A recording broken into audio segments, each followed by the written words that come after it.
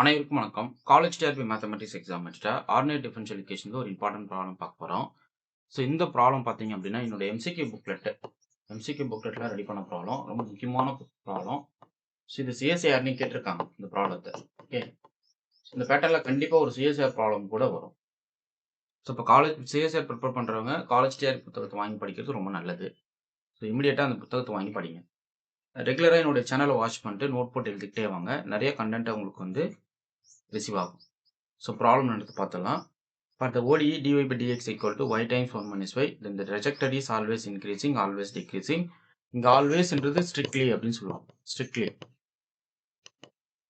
strictly increasing, strictly decreasing. Monotone depending on the initial conditions. Option D பார்த்தீங்கன்னா ஆசிலேட்னு சொல்லி கேட்குறாங்க. ஓகே.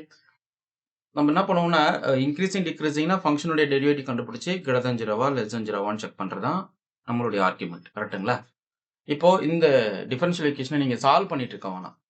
ஏன்னா அவங்க ஆல்ரெடி டெரிவேட்டிவ் கொடுத்துட்டாங்க. என்னன்னா dy by dx equal to is nothing but y dash equal to y into 1 minus y நீங்க கொடுத்துட்டாங்க. ஸோ டெரிவேட்டிவ் இருக்கு இந்த இடத்துல. ஓகேங்களா? ஸோ டெரிவேட்டிவ் இருக்குன்ற பட்சத்தில் இதுக்கு நீங்கள் போயிட்டு சொல்யூஷன் போட்டுக்கிட்டு திருப்பி y கண்டுபிடிச்சி அதுக்கு டெரிவேட்டிவ் கண்டுபிடிக்கணும்னு அவசியம் கிடையாது. ஓகே. இப்போ இந்த ஃபங்க்ஷன் வந்து எப்போ இன்க்ரீசிங் டிக்ரீசிங்ன்றதை நம்ம ஃபைன் பண்ண போகிறோம். புரியுதுங்களா? ஸோ இது இந்த ஃபங்க்ஷனுடைய இன்க்ரீசிங் டிக்ரீசிங் கான்செப்டை பேசுவோம். assume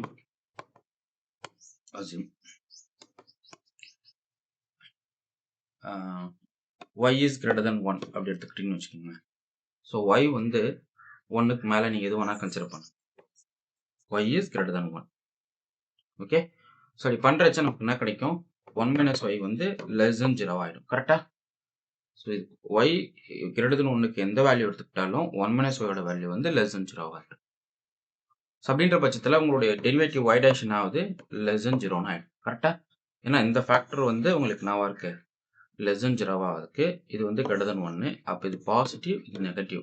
அப்போ ப்ராடக்ட் வந்து நமக்கு என்ன கிடைக்கும்? நெகட்டிவாக கிடைக்கும். அப்போ y dash வேல்யூ வந்து less than 0ன்னு கிடைக்கும்னு அர்த்தம். புரியுதுங்களா?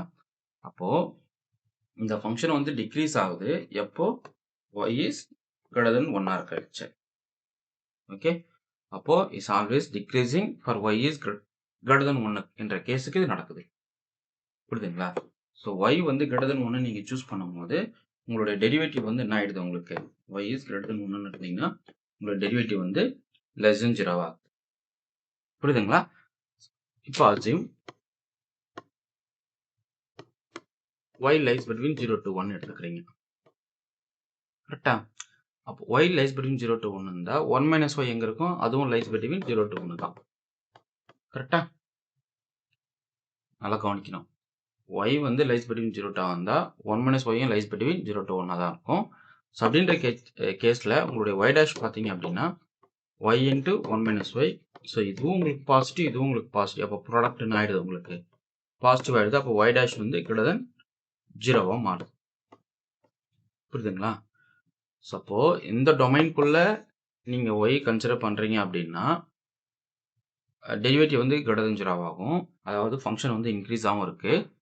இந்த yக்குள்ள உங்களுடைய டொமைனை கன்சிடர் பண்றீங்க அப்படின்னா, அதாவது இந்த y வந்து greater than 1 நீங்க கன்சிடர் பண்றீங்க அப்படின்னா உங்களுடைய டெரிவேட்டிவ் வந்து less than 0 ஆகுது. அப்போ இது ஆல்வேஸ் இன்க்ரீசிங்ன்றதும் ஃபால்ஸு, ஆல்வேஸ் டிக்ரீசிங்ன்றதும் false. Monotone depending on the initial condition. So நீங்கள் என்ன கண்டிஷன் இன்புட் பண்ணுறீங்களோ அது இது நடக்கும். ஆசிலேட்ன்றது தப்பு. ஸோ டொமைனை ரெஸ்ட்ரிக்ட் பண்ணுறீங்க. ஒன்று வந்து 0 to 1க்குள்ளே இருந்தால் என்ன நடக்கும் அப்படின்னு பார்த்தா இது ஒரு இன்க்ரீசிங்காக இருக்குது அப்படின்றது நம்மளால தெளிவாக புரிஞ்சிக்க முடியுது. ஏன்னா இந்த கேஸில் பார்த்தீங்கன்னா 0 lies between y lies between 0 to 1 இருந்தால் 1 minus y lies between 0 to 1 தான். அப்போ இந்த product of two terms positive வந்து பாசிட்டிவ்னு ஆகுது. அப்போ இது ஆக்சுவலாக டெரிவேட்டிவ் கொடுத்துட்டாங்க. அப்போ y dash வந்து greater than 0ன்றது ஒரு ஆப்ஷனாக வருது. அப்போ அது இன்க்ரீசிங் அப்படின்றது நமக்கு தெரியுது.